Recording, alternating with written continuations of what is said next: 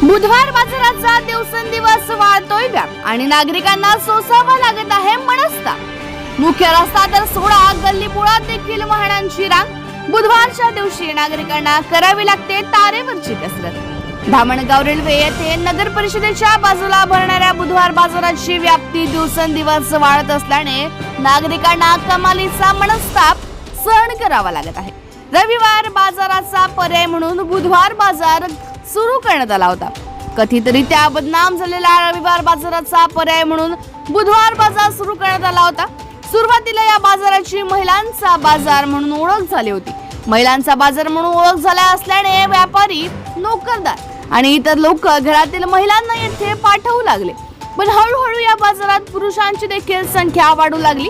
पहिले केवळ 2 गल्लीत भरणाऱ्या या बाजाराची व्याप्ती हळूहळू वाढत गेली। रेल्वे पुलाच्या उत्तर दिशेला नोकरदार, व्यापारी आणि साधारण शेतकऱ्यांची वस्ती असल्याने हळूहळू या बाजाराला महत्त्व प्राप्त होत गेले। या ठिकाणी आणलेला भाजीपाला अगदी सहज विकला जात असल्याने जवळच्या खेड्यातील शेतकरी येथे आपला भाजीपाला विक्रीसाठी आणू लागले।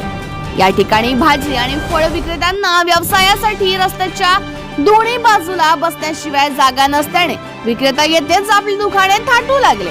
या ज्या रस्त्यावर विक्रेता आपली दुकाने थाटू लागले तो रस्ता गावातील मुख्य रस्ता असल्याने शिवाय या रस्त्यावर शासकीय रुग्णालय, प्राथमिक शाळा, विद्यालय, महाविद्यालय असल्याने शाळा सुटल्यावर विद्यार्थ्यांची गर्दी, रस्त्याने जाणाऱ्या येणाऱ्यांची गर्दी यामुळे या रस्त्यावर वाहतूक समस्या उद्भवू लागली आहे।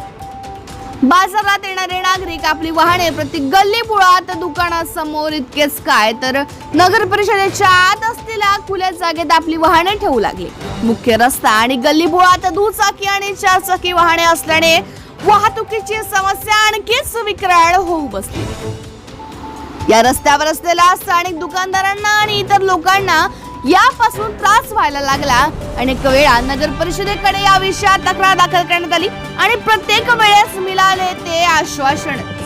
नगर परिषदेच्या अगदी बाजूला शासकीय रुग्णालय, थोडे समोर गेल्यावर नगर परिषदेची प्राथमिक शाळा, हिराबाई गोयंका विद्यालय, त्यांच्या समोर शेठ फत्तेलाल लाभचंद हायस्कूल, आदर्श महाविद्यालय, विद्यानिकेतन अशा शाळा आणि महाविद्यालयात आहेत।